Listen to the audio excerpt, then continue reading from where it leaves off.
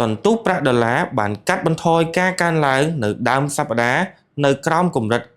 99កាលពីថ្ងៃច័ន្ទខណៈដែលការព្រួយបារម្ភអំពីការឆ្លើយតបរបស់អ៊ីរ៉ង់ដែលជិតមកដល់ចំពោះការវាយប្រហារតាមអាកាសរបស់សហរដ្ឋអាមេរិកនិងការបិទច្រក Hormuz ដ៏មានសក្តានុពលបានចាប់ផ្ដើមថមថយជាលទ្ធផលការមិនទាន់កើតមានឡើងនៃការកើនឡើងដំបូងនៃតម្លៃប្រេងដោយបានបន្ធូរបន្ថយការភ័យខ្លាចនៃសម្ពាធអតិផរណាថ្មីនៃតម្លៃប្រេងទន្ទឹមនឹងនេះដែរអភិបាលធនាគារកណ្ដាលលោកស្រី Michelle Bowman បានបង្ហាញថា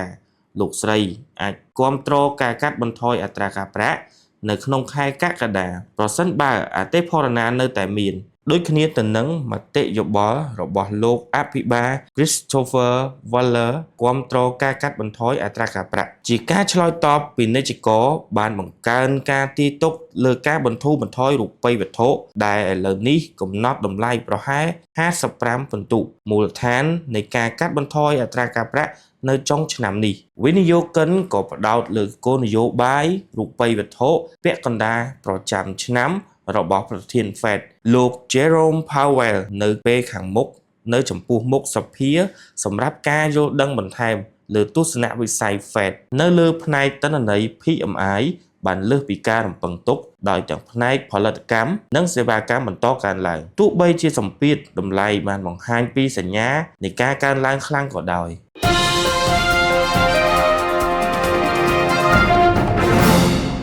មាសបានមានស្ថិរភាពនៅជុំវិញ$3,370ក្នុង1អោនកាលពីថ្ងៃច័ន្ទខណៈដែលទីផ្សារកំពុងរង់ចាំការឆ្លើយតបរបស់អ៊ីរ៉ង់ចំពោះការវាយប្រហារតាមផ្លូវអាកាសរួមគ្នារវាងសហរដ្ឋអាមេរិកនិងអ៊ីស្រាអែលកាលពីចុងសប្តាហ៍លោកប្រធានាធិបតីត្រាំបានអះអាងថាការវាយប្រហារបានបំផ្លាញគោលដៅសំខាន់ៗរបស់អ៊ីរ៉ង់ហើយបានព្រមានពីសកម្មភាពបន្ថែមទៀតប្រសិនបើទីក្រុងតេហេរ៉ង់មិនបន្ថយភាពតានតឹងអ៊ីរ៉ង់បានគំរាមកំហែងដល់ផលវិបាកជារៀងរហូតប៉ុន្តែមិនទាន់សងសឹកតាមមធ្យោបាយសំខាន់ណាមួយទេទោះបីជាមានសម្ព័ន្ធភាពរបស់ខ្លួនក៏ដោយក្រុងតេហេរ៉ង់ទំនងជាមិនទទួលបានមតិគាំទ្រពីរុស្ស៊ីនិងចិនទេហើយកងជីវពលដែលគ្រប់គ្រងដោយអ៊ីរ៉ង់ដូចជាមិនមានឆន្ទៈឬមិនអាចធ្វើសកម្មភាពបានអ៊ីរ៉ង់ក៏អាចប្រុងប្រយ័ត្នផងដែរកុំឲ្យរំខានដល់ទីផ្សារប្រេងខ្លាំងពេក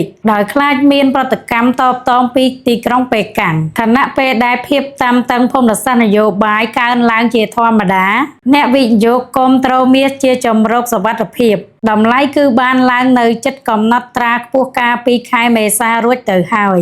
លើសពីនេះការកើនឡើងថ្លៃថាមពលអាចជំរុញអតិផរណាកាត់បន្ថយលទ្ធភាពនៃការកាត់បន្ថយអត្រាការប្រាក់របស់ធនាគារកណ្ដាលអាមេរិក